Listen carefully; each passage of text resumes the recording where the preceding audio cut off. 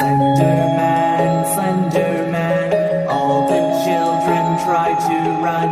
Slenderman, Slenderman, to him it's part of the fun. Slenderman, Slenderman, dressed in darkest suit and tie. Slenderman, Slenderman, you most certainly will die. Oh, hello, and welcome to Dente Rigamortis presents SlenderVlog Theatre. I'm your host, Review Cultist. And I'm Captain Selenum. And we're here to discuss those Slender Vlogs, most slender and most vlog. Tonight we're doing Tea Time. That's tea as in the drink, 13, and then time as in the, like, space-time, like clock. Not the herb or spice. Yes, exactly. It's that time of year again, the anniversary of the Slender Man.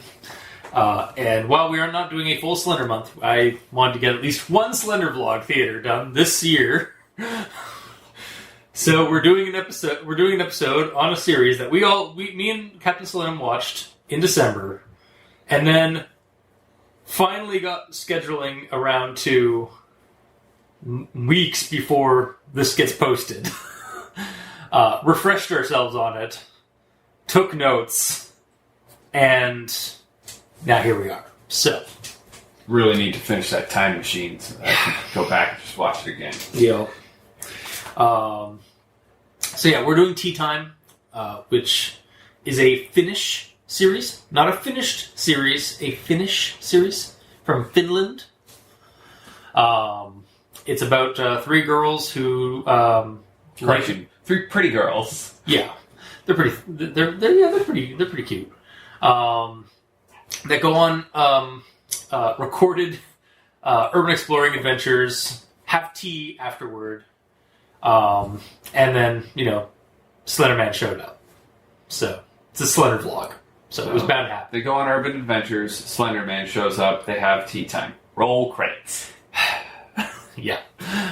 So I'll try and do a mild rundown because I do actually want people to watch the series, because maybe you should watch the series first and then come back to us, or just listen to us ramble on for about an hour about our thoughts on this particular Slender Vlog. So Tea Time starts, like we said, kind of with them introducing the premise of their show and other YouTube series and such, while drinking tea. And wait a second, they have another YouTube show? No, this series. Oh, it started off as Tea Time being like drink tea, go on adventures. Sorry, I thought you were indicating that there was another show that they had beyond this one. Nope. And yeah, so they decided to go to a couple of abandoned suburby areas and get footage, which they do. They find weird graffiti, and they actually out of character and in game while production, they're pretty sure they actually got a actual hobo. Yes, on camera. And then they go home after that and have a conversation with some friends, Tia and VD, who tells them about some other places they should go check out since they're already in the area. Also, this is all kind of based in and around Helsinki, which is, I guess, the capital city of Finland, or perhaps one of the large cities. And near Lake Bottom. Yeah, which some of you may be familiar with from Sons of Bottom, the death metal band. Children of Bottom. What, Sons of Bottom? I'm confusing Sons of Anarchy. Yeah, Children of Bottom, which is a heavy metal band. It's probably Finnish as well. But the lake itself is of some repute for its had some death terrible count. Yeah, basically, it had some terrible murders in the 60s and 70s, and around that time. So it's kind of a place for angsty teens to go visit and such. So they're talking to their friends, and then they decide to go to a sanitarium that has been abandoned. It's one of the oldest sanitariums in Finland. This is also another series that actually goes into winter. They don't wait for winter to go away and then like do it in like the nice and like climatized, like the nice climate of like a summer or something like that. Which a couple of series do hold off or like during the winter seasons. That's fair. I think the only ones that haven't done that have been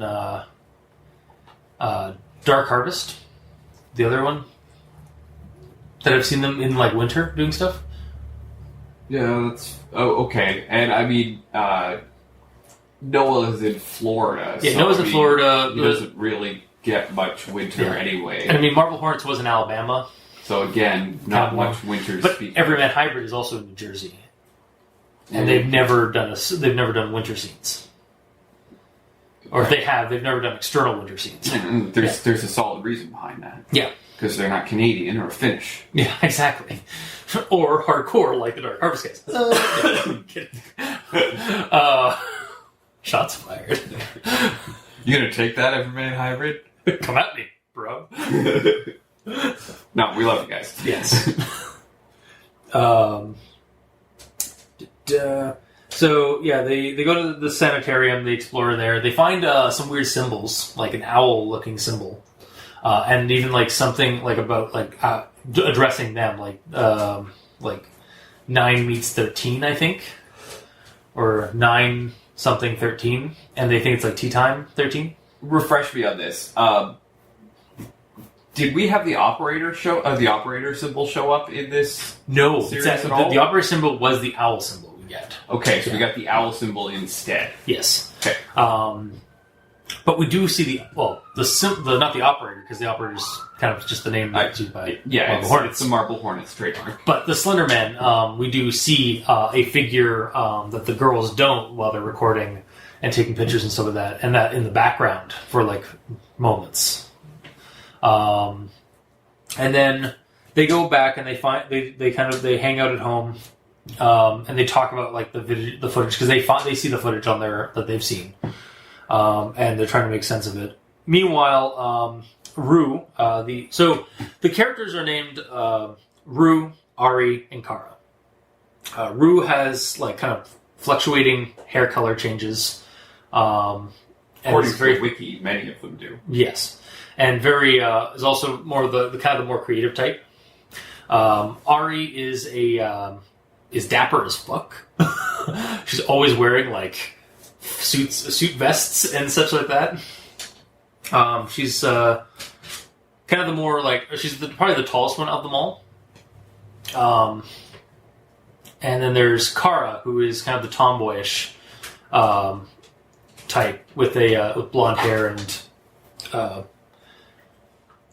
video gamey kind of person as well. As she kind of has like kind of a gamer kind of vibe to her. That's the vibe. Yeah. She also drinks Earl Grey tea. Yeah. That is her tea of choice. Yeah. Yeah, they have a veritable selection of teas in the show. So Rue she can't sleep. She's having trouble sleeping after those events and stuff. So she posts this like vlog of her like talking about her dreams and like stuff, and then that kind of goes.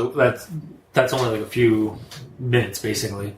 But then we go to Chateau Radio Tower, which is where they go out to this abandoned radio signal tower, and that's where they actually see the Slender Man, or at least 2 of 3 of them see Slender Man, and like he literally like kind of phases in, or like pops in, teleports, like almost like teleport moves, like he pops in like at certain points, like closer and closer and closer in really fast succession, and then like he vanishes.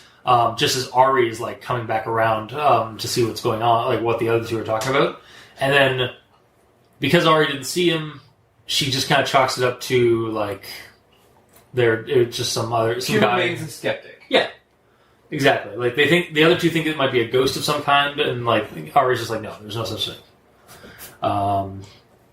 Then they talk about some more in the next entries. And then we hit Sleep Diary, which is Kara wakes up halfway through in the evening to a dog to Rue's dog, like complaining or something like that, and they find that she finds that Rue is sleepwalking out of her room in the dark, going toward the front door. When she follows her with the camera, Slenderman is waiting there at the front door, and then like within an instant they both vanish, Rue and Slenderman, and so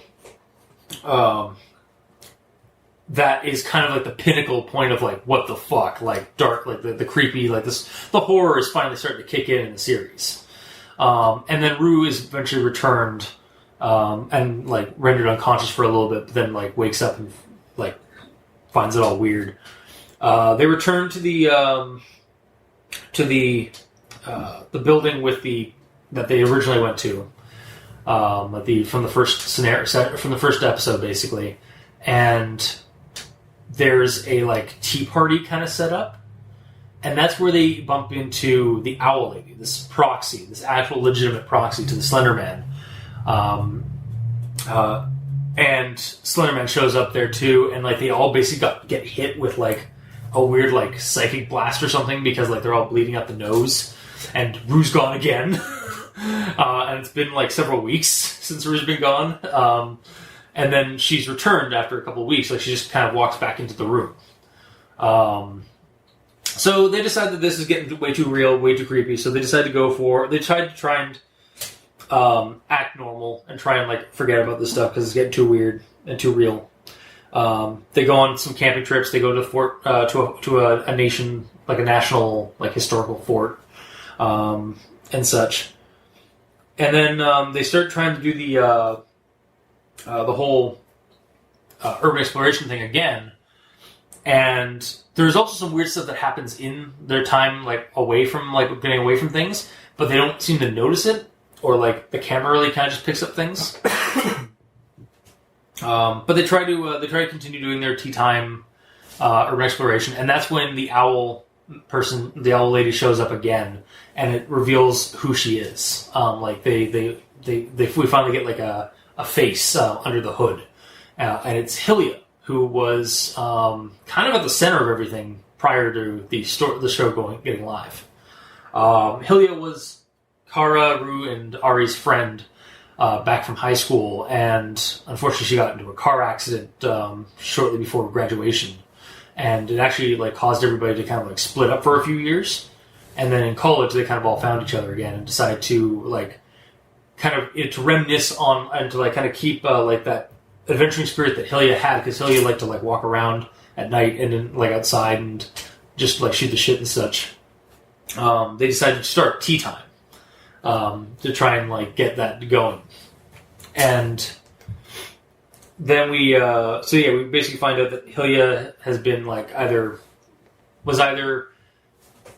she was being stalked by the Slenderman before she died, and then when she died, it seems that she has been like become a servitor or some kind of, she's been subjugated by the Slenderman. So they're not alone in this endeavor, though. They have some support. They have Tia, very supportive friend that they have that talks to them about what's going on and like what is this thing that's stalking them and such. They meet Oliver, this other Slenderman kind of survivor. Gives them some needed exposition. Yeah, like we get a little bit more about, like, we learn about these like weird statues that are just like they're actually called the Everyman. Yep. And they're like, their faces have been sheared off. Like they're like really long, like tall bronze statuaries that are in Finland, and they're actually like a real thing. You can actually look them up. The guy just had like this weird dream of like a faceless man, and decided to make them into sculptures. And I was like, okay, that's actually kind of. Turns out he's actually just seeing the reincarnations of Vinny. Yeah. Or Dr. Badass. Yeah, exactly. Or Evan. Or Jeff. Because they're everymen. Exactly. They are the everymans. And they also find out that Oliver's house or current apartment is the same apartment that they shot the first episode in, and they don't have any recollection of that place. So there's some weird like either time loop thing or some kind of like weird like augmented reality thing going on. We get some. They find a box. I think they find a box from a previous excursion where they're trying to find like things, and it has an SD card or a memory stick in it, and has some video files, including some video files from when they were in high school and hanging out with Hylia on walks. So they get some stuff about that. They decide to go out to do an outing to I think Ari's cottage, like family cottage out in the wilderness. And there they set up a Ouija board and they try to contact Hylia. And they actually get some information from Hylia, or her spirit, or someone claiming to be Hylia, about what the Slender Man, what his nature is, kind of. Like he's some kind of spiritual demon creature that drains your spirit, and makes you hollow, and then kind of like assumes takes your form, or takes your face. Yeah, takes your face, and basically devours souls, or seems to like either subjugate or eat spirits. So they manage to get that before Hylia has to leave, and then they get some more weird messages. Like they get a weird one around, just kind of with like numbers as the title, and like some weird editing or some weird distortions. They have this. Tia comes up with this plan to encounter or to try and contact Hylia, like the Owl Lady, because she believes that the Owl Lady is in fact a protector for the girls, because she gave them at that tea party thing we mentioned earlier. Each one of them had, like each one of the teacups had like bones and like teeth and stuff like that, like a hex bag. Yeah, but they also had like these like bronze owl like iconography, or like bronze owl like medallion things. Yeah, in some shape or form. So they believe that she believes that the Owl Lady is actually a friend, and so they decide. She concocts a plan to go try and at some point they're going to contact Hylia, and she's going to talk to them and tell her that she doesn't need to protect them, that Tia's there for her, can fill in that role and such like that. And then before that happens, they all go. The trio and Oliver go to Villa Mayhew, which is like an abandoned park place. Kind of because it was the last place that his sister Ada was seen before she was taken by Slender Man or went missing, according to everybody else. And there they encounter the Slender Man, and he slows down time, or according to the camera, and takes Oliver for a few moments somewhere else. And the girls can't find him at all. But then they hear their car going off, and they go and check, and Oliver's inside the car, locked, and just knocked out. And then when he finally comes to, he's just kind of he just wants to get the hell out of there, and it's not talking straight. Mm-hmm. We then have an episode where they talk again, or they sit down and get together and talk and theorize about what this thing is capable of, because it's able to manipulate time and space. It's able to take people before anybody even notices it's even there. What is it? Is it augmenting reality? And then they kind of have a philosophical talk about what is reality, if this and how is this thing manipulating it and such. And then we get to the point where Tia tries to communicate with the Owl Lady, which goes badly. She is spectacularly badly. She loses a lot of sand, goes into a catatonic state, and basically they don't. That's basically almost half a year goes by before anything kind of comes about it. And yeah, since Tia's basically been in a coma since, or has been catatonic, not a coma. She's not responsive, but she's not unconscious. For several months, and no one knows what's wrong with her. Yeah, she's conscious but unresponsive. Yeah. Since being basically touched by the Owl Lady, who I'm guessing probably just zapped her with some kind of sandblasting imagery or something like that. Or maybe like it showed the true form of Slender Man behind behind everything, and like she just rolled like really shitty sand roll. Or maybe took a big ass bite out of her soul or spirit true. or whatever. Yeah, wounded her soul.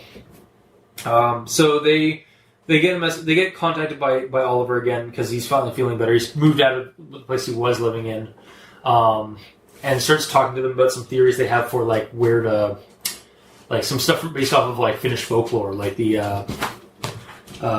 Metsenpeto. I'm sorry if I'm fucking that up, but it's basically Finnish for forest cover, and it's a phenomenon that happens where if you're like even if you're like a seasoned camper or like scout and you know the woods that you're in and like you know all the trails and stuff like that, in an instant the forest suddenly becomes completely foreign to you, and it's like you entered like a parallel version. And that's how that's like how people get lost suddenly, even though they've been to that forest like multiple times and knows the place.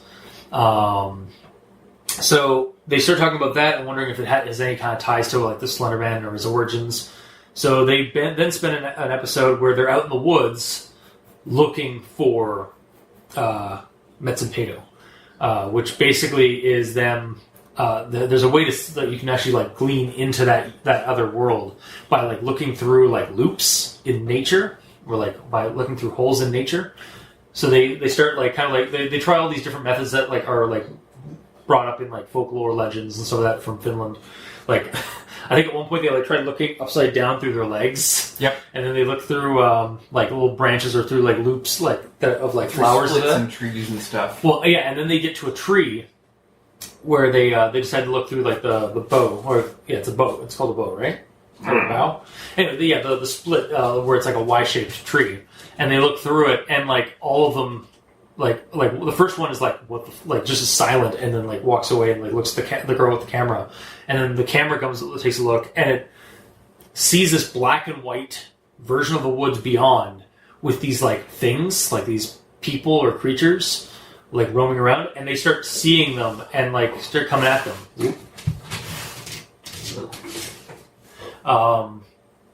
And they stop. They disengage from the tree and look around the tree, and there's nothing there. So they're just like, "What the fuck?" And that's where the series ends right now. As of right now, like, or at least that's where it stops. Mm-hmm. Is them like freaking out from like actually encountering something supernatural that they can't explain. Again. Oh, that's why there's a dog. Yeah. For the audience at home, we have Captain Selenum's guard dogs, his protective dogs around us. So if you hear barking or any kind of weird sound, we apologize. Sounds, we'll try to edit it out. Yeah.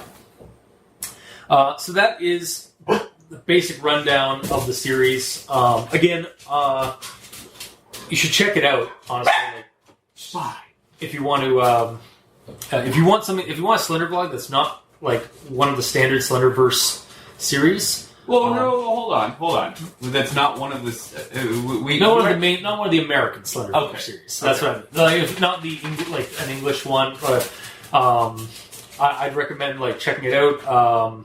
And then we'll just kind of go into our pros and cons and our thoughts on the series. Well, there is something that you didn't touch on that you probably should have. Yeah. And that is that during the series, before they meet Oliver, they get that they're in correspondence to try to find out what's going on. Like they've reached out to the online community, and they do make a nod to the American Slenderverse because they received correspondence from an American named Daniel, who seemed to know a lot about the Slender Man. So we're assuming, because I don't believe they gave us a last name. No, they just said Daniel, but it was like, and like he knows a lot about the Slender Man. Like that's like, I mean, it's not quite like saying an Alex. Yeah, because like there's a lot of Alexes in the Slenderverse. There's not that many Daniels though. No. So we're assuming that's a nod to Daniel Shipman. I don't know if they were actually in contact with Daniel. I feel like it was probably a nod, like or an Easter egg. They might have like contacted them. I know a couple of years ago they were like they were actually members of like certain like Slenderman like communities and stuff like that. Like they did actually like peruse forums and stuff like that and like talk to people. Yeah. So it's possible. Which, I mean, I do appreciate even just the nod, though, to be fair, I would have liked to have seen maybe like a Skype chat between Daniel and them. Yeah. Yeah, that would have been a nice, like, crossover event. Yes. And really the only way that they could have done it, seeing as the huge distance, but it would have tied them in very well into the rest of the Slenderverse. Yeah, and they are able to speak English. Like that's like how they were able to do the series as it is. And that's the other thing. Like the series is like it's almost entirely filmed in Finnish, but the girls were able to put like annotations basically into their YouTube channel episodes. See now I'm not sure about that. I'm not. Well, no, because the it's only the default translator. No, it's not actually the default translator. Like they actually originally had annotations. I think what's happened. So okay, we'll get into this. And this is actually one of the biggest con to the series. Yeah, the series has the language barrier. However, it's not like the problem isn't in that like they're speaking Finnish, and so me as a dumb Englishman can't understand them. They did actually put in subtitles. It seemed like through like some kind of annotation or some kind of method, but the way they've done it, it's not supported by like most or if any of the platforms that YouTube is on, like Xbox Live or Xbox. Nope. Your mobile cell phones, phone? no. Even like as of yesterday, which is getting on into June of 2019, there is no episode. Like there doesn't seem to be any support to it on like Google Chrome. So certain web browsers don't even use it anymore. Which, to be fair, is not their fault. No, it's not. It's more of a technical flaw. Yeah. I think a solution to it would be to have the subtitles embedded in the video during post-production, but that is a little bit more work. But yeah, it would definitely help to get a wider audience for the series, which I feel the series deserves. Absolutely. Yeah, so there is that's one of the cons we have for the series. Actually, I guess I'll go into my other con I have for the series, which is long hiatus periods. So the series, as with many Slender vlogs and any passion project, really, because let's face it, this is really just kind of a hobby project that they started because they like Slenderman and they wanted to do some video work and stuff. Suffers from long periods of downtime and inactivity.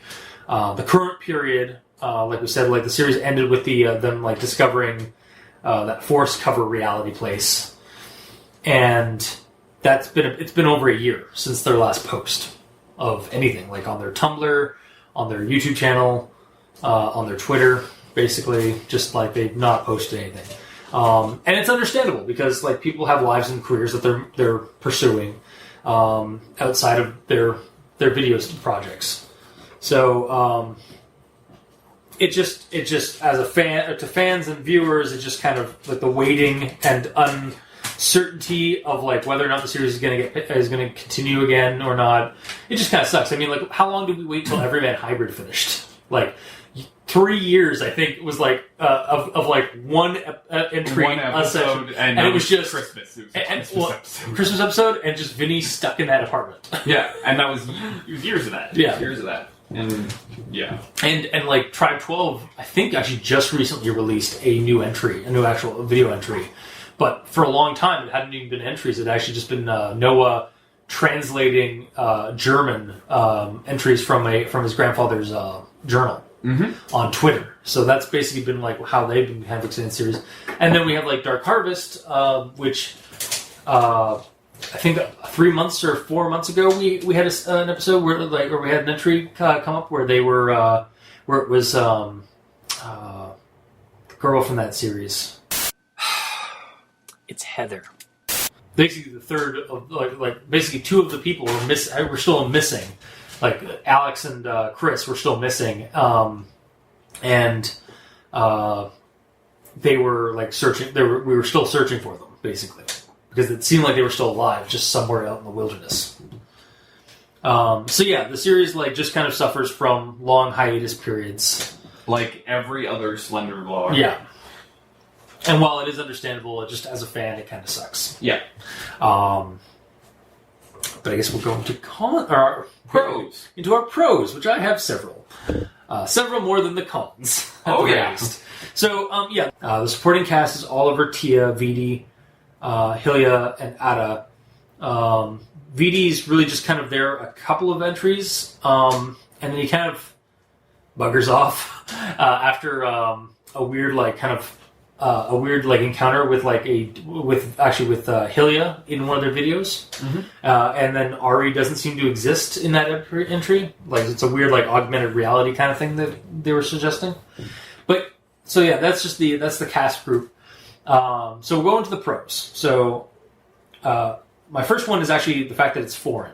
So as with found footage films from other countries, we indirectly get exposed to other cultures and locations. Like I enjoyed kind of like looking at the background stuff and like reading the subtitles that they were talking about their country and like what they do, because like it kind of gives you a little bit of almost like a small like indirect travel guide to Finland, like what life is like in Finland. It's the same thing with found footage films that are like that are foreign, like the Rec series kind of give you a little bit of a kind of Spanish flavor and some of that. So it's like it's really just like from my point of view, like it shows another part of the world that you don't get to visit. Now, to be fair, just briefly touching on the whole subtitles thing, I am not a fan of subtitles. Yes. Mostly because I find that when I'm reading a book, that's no problem, because I'm reading what's on the page and my brain is interpreting it, and that's fine. I don't like subtitles when I'm watching a program because I'm trying to absorb what's on the screen, everything in the background, all the details, while at the same time trying to read. It's just too much. I don't want to do all that work. Now, that said, you got to do what you got to do. Yeah. And I certainly don't expect them to dub it in English for me. Like, or speak English on their series. Like, no, on their series. No. I mean, it sucks that it was all subtitles. That said, I'm glad they did it with subtitles so I could at least enjoy it. Yeah. But in a lot of cases, I would watch an episode and then sometimes I'd have to go back and rewatch because I had been reading too closely and hadn't been watching what was going on. You had tunnel visioning on the subtitles. Yeah, exactly. And I mean, like, again, it's another problem. Like, if they hadn't done the annotated like version of the subtitles, even though it's like not really supported right as of right now, like the YouTube translator is like still crap. Like, it doesn't even go to English. It goes to like my default apparently is Portuguese, and then when you switch it over to English in the settings, it's gibberish. It's like Google translates to English. Exactly. Yeah, it's ridiculous. But anyway, that's my 2 cents on it. I mean, it's neither a pro or a con. It's a fact of life. Yeah. It's just what happens when you're dealing with a different language, with a language barrier, essentially. Yes. Anyway, sorry. Continue with your pros, sir. Okay. My next pro is one that we can both agree on because this is one that I recommended you the show before, is occult use. May I? Yeah, you go. Okay. So this is a big problem that I've got with a lot of Slender vlogs. They go out, they start experiencing paranormal shit, and in experiencing paranormal shit, they then reach out to mundane solutions, i.e. Evan with a big-ass knife or baseball bat, i.e. Shipman with a shotgun, i.e. Is it Alex or Jay who attacked Slenderman with a flashlight? That was Jay. He rolled the sand check and just went homicide and chose the attack road. Oh, okay. Don't get me wrong. Like, you see something that appears solid, even if it actually both Alex and Jay did that because they both like ran at him and then like teleported somewhere.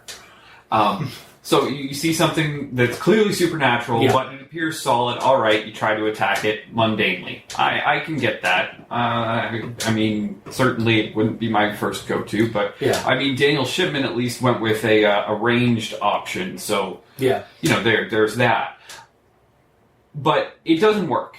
Or the people consult a person that isn't who's been researching the stuff, not doing any actual research thoroughly themselves. Or proactive researching. Yeah, but my big problem is that they go to these mundane solutions and then they keep them in their back pocket constantly, even though they've never worked. Yeah. Well, okay, so you have had definitive proof of the paranormal, of the supernatural. Why are you not testing the myths? Slender Man starts stalking me, and I throw a fucking... empty bottle of beer at him, and it does sweet jack all. Yeah. And it causes your nose to bleed. Then I'm going to try something else. Yeah. The myths on salt lines repelling evil spirits, or hex bags, or I'm going to try to learn fucking magic.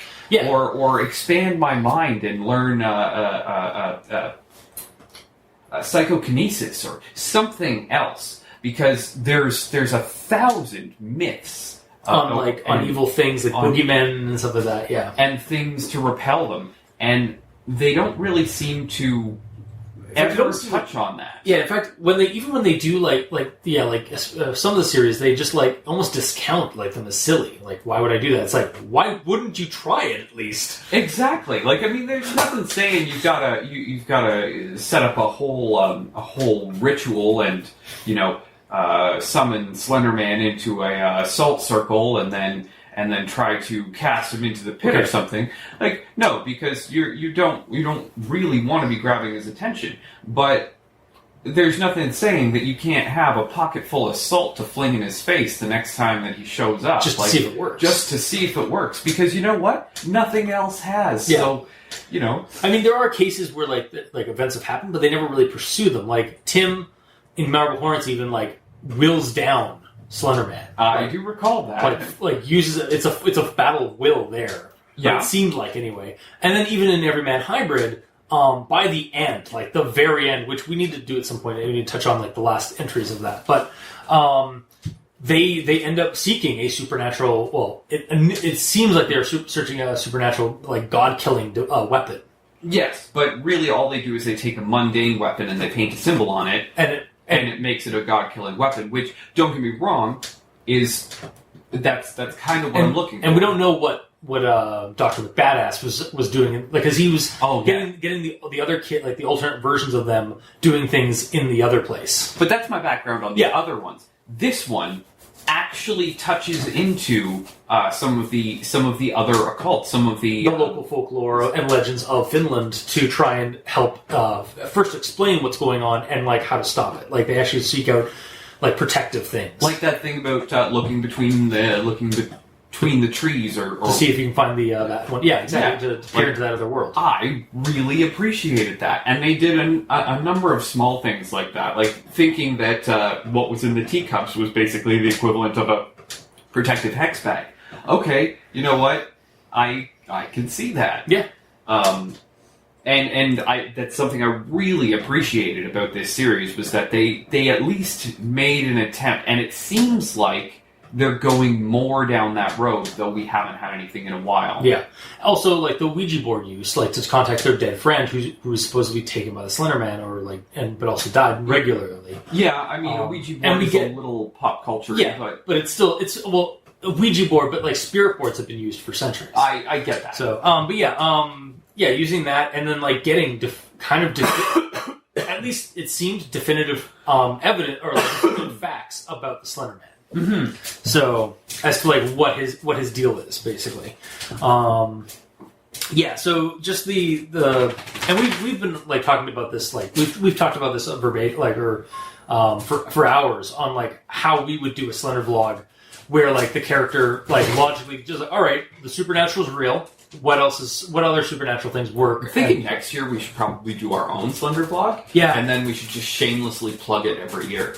Exactly, yes. All right.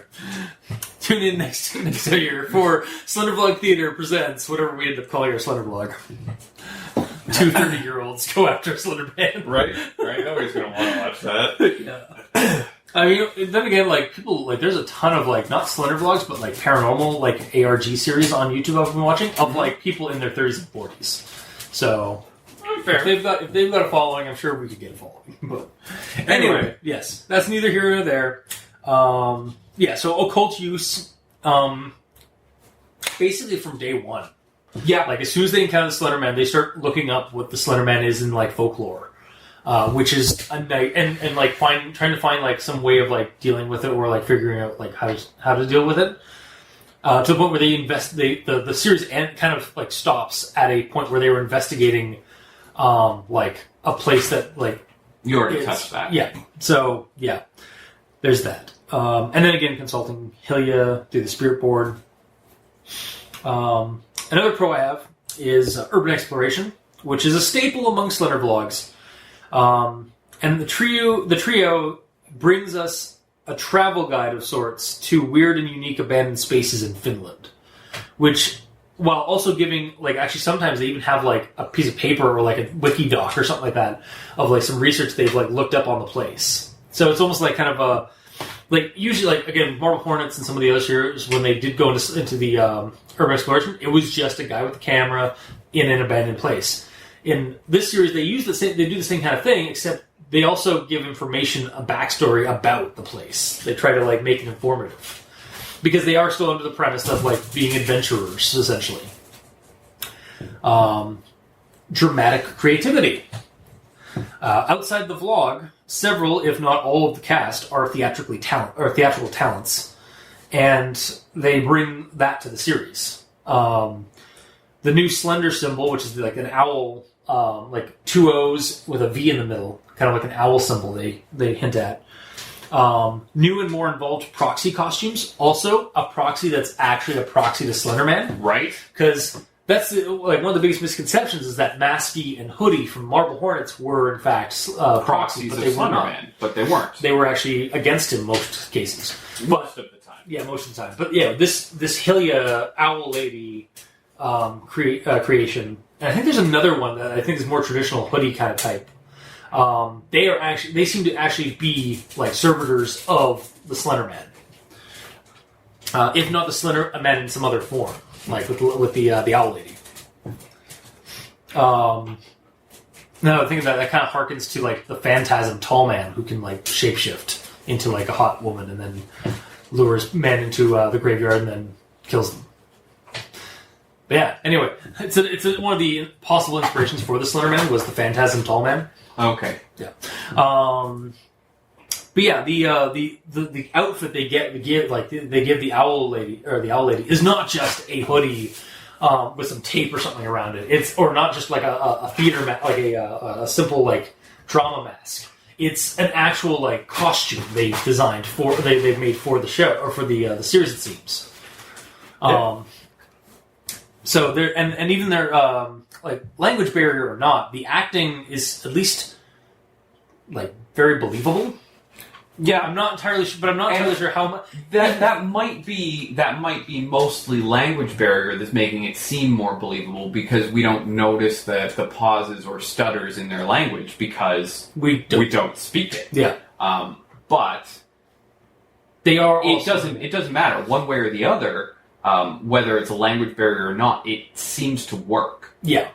And it works in their favor for at least us foreigners. Exactly. Yeah, so... Now I want a friend who's Finnish who can watch the series for us and tell us whether or not that's actually accurate. Yeah. Exactly. And then we have Whimsy Meets Horror, which is definitely something that the series has in two particular locations. So... Here, the girls' premise for the show, both in the starting entries and the deeper truth of the matter, is conveyed as a silly, hopeful interest in adventuring and then talking about those adventures with friends over tea. During tea time. Credits. Again. Even as the darker horror elements come into play, we get pockets of that fledgling whimsy from the characters as they try to like live normal lives or try to live like hopeful lives while dealing with the Slender Man. Mm-hmm. And I feel like that whimsy, like those whimsical scenes or those whimsy scenes, like those lighter scenes, help contrast the horror that's going on and even highlight it even more. Like we had like how many episodes of them just like goofing off and like going into like places and so that Slenderman kind of in the background, and then they dropped Rue's abduction, like Rue's like sleepwalk abduction. Mm-hmm. Like that was a creepy good scene, like serious episode. Yep, and done very well, like with how like the editing was for like Slenderman vanishing with Rue, and then when Kara looks back around after like investigating Rue's room, sees Rue kind of like up on her tippy toes or something to make her look like she was like on strings, like a puppet, and then drops. Like the strings have been cut. Yeah. Yeah. It was really good. And you wouldn't, I don't know if that would be, I mean, it probably would still be like as effective, but I don't think it would be as effective if they didn't have like these whimsical, like lighthearted, like kind of like hopeful sequences that happened like here and there in the show. I can see that. Yeah, and I think that largely breathers. harkens to the fact that a number of them are theatrically trained. Yeah. And then the second aspect of like the whimsy meets horror I have is kind of harkens back to the occult stuff, is just like using the local like occultism. We get dark whimsy of Finnish fairy tale world. Like they're using the Finnish fairy tales and legends into this series, so it's giving it a bit of a fantastical fantasy kind of vibe to it, like almost like urban fantasy or like modern fantasy, like horror. So, especially later in the latter part of the series, where they actually start going like diving into that stuff. And then we have a known unknown. So when the girls contact Helia with a Ouija board, we find out some definitive details regarding the nature of the Slender Man. Like not all the answers that we'd want, but enough to identify him as a proper threat and enemy to the characters. And then there's also like points in the story where like there's theory crafting as to like what his abilities, like they know that he has these certain abilities, and then they're theorizing like how is he doing it, and we get like some nice theory crafting from them about how his mojo works. And then like basically it's just the girls investigating and then trying to evade him. They have some of the answers, but they're trying to seek more. But they know that he's actually a legitimate threat. Like he's actually like eating spirits, or like he's doing something to spirits. Yeah. From Helia's conversation. So, yeah, those are my primary pros for the series. Do you have anything else, Captain? Okay. They didn't overuse digital distortion. Yeah, which was kind of a nice change. Yeah, not to say that it's completely necessary, and I didn't have a problem with it in the other series. But in the other series, every time Slender Man shows up, you've got huge amounts of digital distortion. It's like an alarm on your TV telling you when Slender Man's showing up. Mm-hmm. That's kind of from like from Marble Hornets. Like they did it because they wanted to get rid of they cut out audio, or they added in distortion to like cover up basically edits they did on the video, and then everyone kind of ends up kind of borrowing from Marble Hornets since they were the first to really do it, and so that became like kind of a trope. Became the norm. Yeah, and don't get me wrong, it works. Yeah. That said, I don't always feel that it's necessary, and they didn't overuse that, and it was nice to see just a different take. Mm-hmm. Beyond that, I actually really appreciated the way that they used their practical effects. It was largely like camera tricks and costumes, actual practical.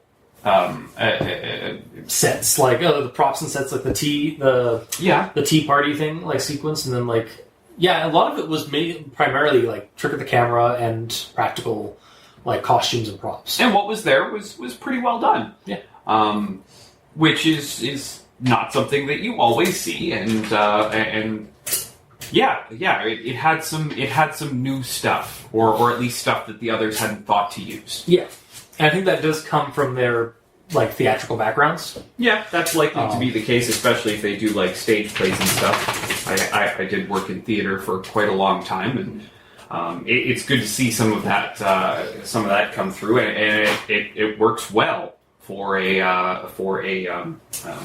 found footage program. Yeah, because I mean, especially when like some of them try doing digital effects, like it gets dated very quickly if it's done well at all. Exactly, and like there are a few ones that I know that like they tried adding like in digital tentacles, and it's like it's a little too. You see it, and it's like at the time that probably looked awesome, but it doesn't really hold up. Yeah, especially as things get more and more high def.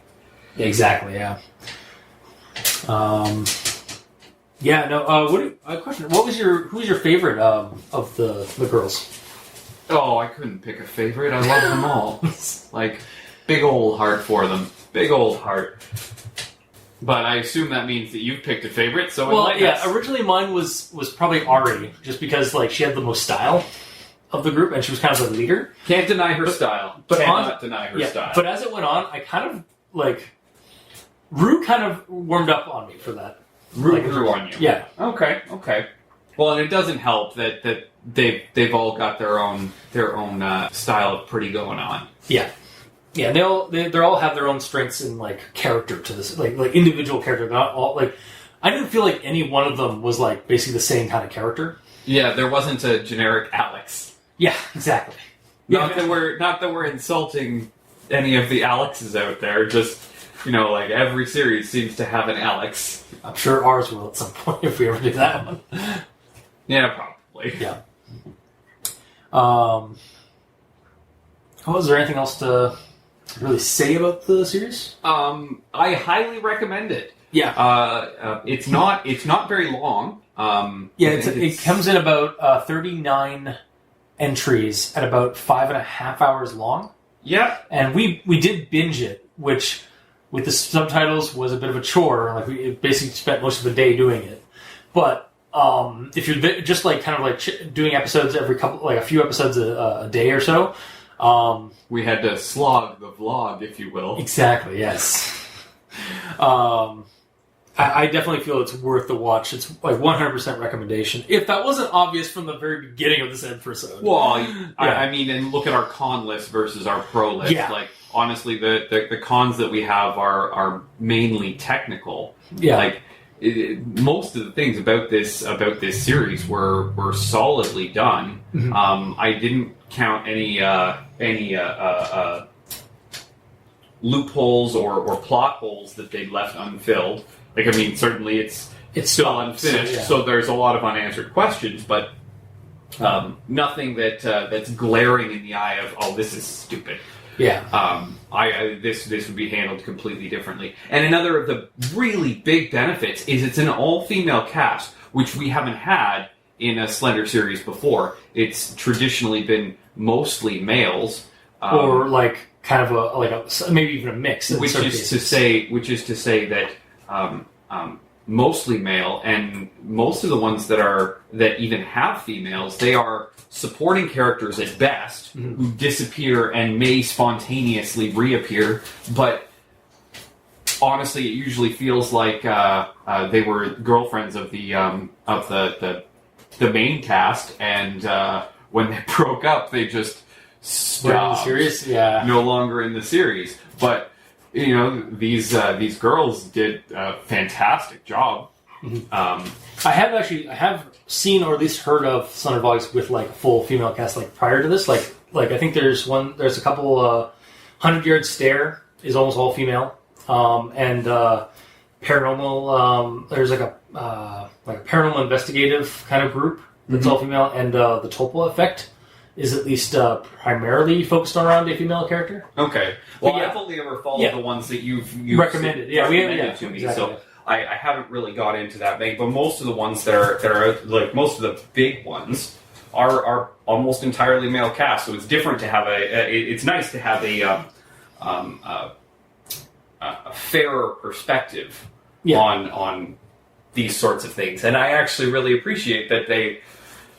I don't know if it's a male versus female thing where guys answer with physical violence and girls think about shit and actually try to come up with alternate solutions, but it definitely worked. Like, well, you've also always loved the investigative side of things too. Well, there games. is that investigation and alternate. Yeah, Everman Howard was also very macho in terms of its approach. I mean, look at where they started. It was a workout video for dudes on a budget. Like, yeah, exactly. Like it was supposed to be a little more macho. Yeah. But yeah, it definitely worked for them. Yeah. So yeah, if you're a fan of Slender Vlogs or even creepy YouTube art ARGs and series, and you're okay with